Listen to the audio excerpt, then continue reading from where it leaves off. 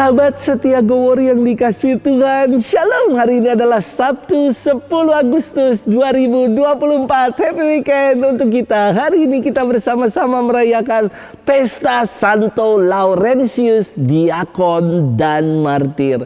Laurentius adalah salah satu dari 7 diakon agung yang bertugas membantu Paus di Roma. Ia lahir di Spanyol tahun 225. Paus Sixtus II menugaskan Laurentius untuk mengurus harta kekayaan gereja dan membagi-bagikan derma kepada fakir miskin di seluruh kota Roma. Suatu hari, Paus Sixtus ditangkap dan Laurentius berkata kepada Bapak Paus, "Aku akan menyertai kamu kemana saja engkau pergi, Bapak. Tidak pantas seorang imam agung Kristus pergi tanpa didampingi diakonnya." Paus Sixtus terharu dan ia berkata, "Jangan sedih dan menangis, anakku. Aku tidak sendirian, Kristus menyertai aku. Dan engkau 3 hari lagi akan mengikuti aku dalam kemuliaan surgawi." Betul, Laurentius yang diketahui memegang harta kekayaan gereja oleh prefek kota Roma diminta untuk menyerahkan seluruh harta kekayaan gereja itu. Maka Laurentius berkata, "Baiklah Tuan, dalam waktu 3 hari aku akan menyerahkan seluruh harta kekayaan gereja kepadamu." Lalu Laurentius segera mengumpulkan orang-orang miskin, membagi-bagikan derma kepada mereka. Dan di hari ketiga, Laurentius bersama dengan orang-orang miskin berbondong-bondong berarak menuju kediaman prefek kota Roma. Dan Diakon Laurentius dengan berani berkata, "Tuanku, inilah harta kekayaan gereja yang saya jaga. Terimalah dan peliharalah mereka sebaik-baiknya." Atas keberanian Laurentius, maka ia wafat sebagai martir. Hari ini kita akan bersama-sama merenungkan firman Tuhan yang diambil dari Injil Yohanes 12 ayat 24 sampai dengan 26. Mari kita siapkan hati kita. Haleluya, haleluya, haleluya. Akulah terang dunia, barang siapa mengikut aku, ia tidak berjalan dalam kegelapan, tetapi mempunyai terang hidup. Haleluya, haleluya, haleluya. Tuhan bersamamu dan bersama rohmu. Inilah Injil suci menurut Yohanes, dimuliakanlah Tuhan. Menjelang akhir hidupnya, Yesus berkata kepada murid-muridnya, "Jikalau biji gandum tidak jatuh ke dalam tanah dan mati, ia tetap 1 biji saja. Tetapi jika mati, ia akan menghasilkan banyak buah. Barang siapa mencintai nyawanya, ia akan kehilangan nyawanya. Tetapi barang siapa tidak mencintai nyawanya di dunia ini, ia akan memeliharanya untuk hidup yang kekal. Barang siapa melayani aku, ia harus mengikuti aku. Dan di mana aku berada, di situ pun pelayanku akan berada. Barang siapa melayani aku, ia akan dihormati Bapa." Demikianlah sabda Tuhan. Terpujilah Kristus. Sahabat setia Gowori yang dikasih Tuhan, Shalom.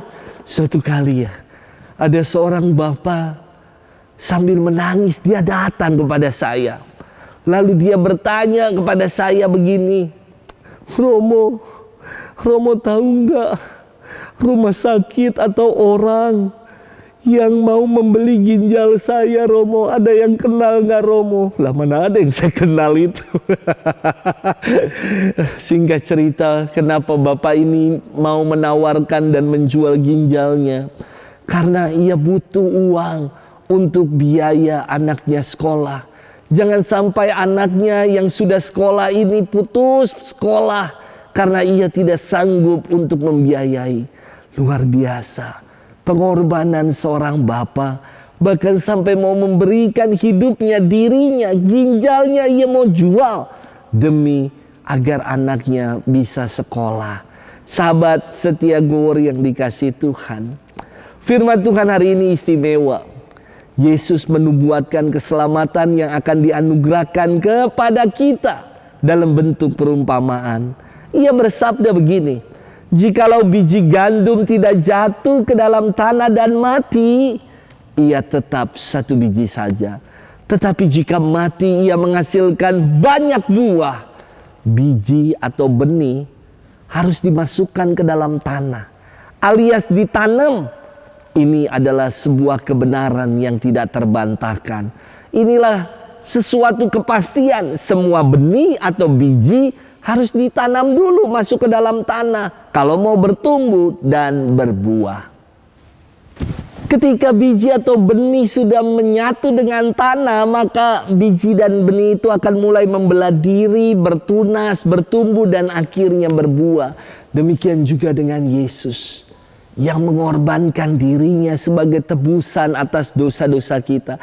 Ia wafat dan dimakamkan seperti biji yang jatuh dan mati. Namun ia bangkit sebagai yang sulung untuk menyediakan tempat bagi kita dalam kerajaan surga.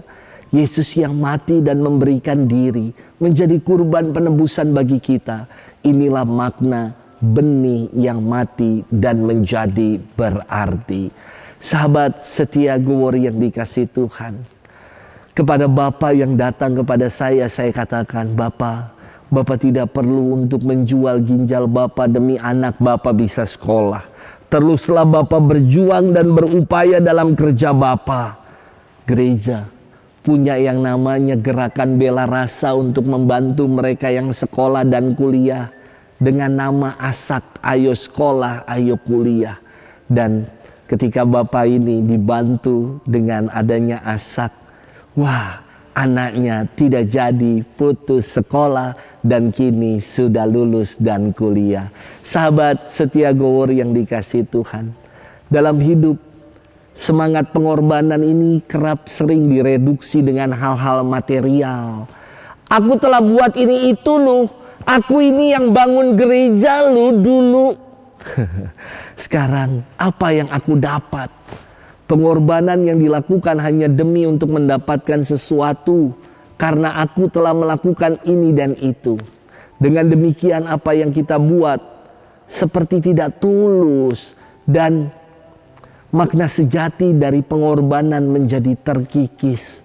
Belajar dari kisah pengorbanan Yesus. Sebagai biji gandum yang mati, kita diajak untuk memberikan diri sepenuhnya bagi Tuhan, tanpa berorientasi pada kepentingan-kepentingan diri kita.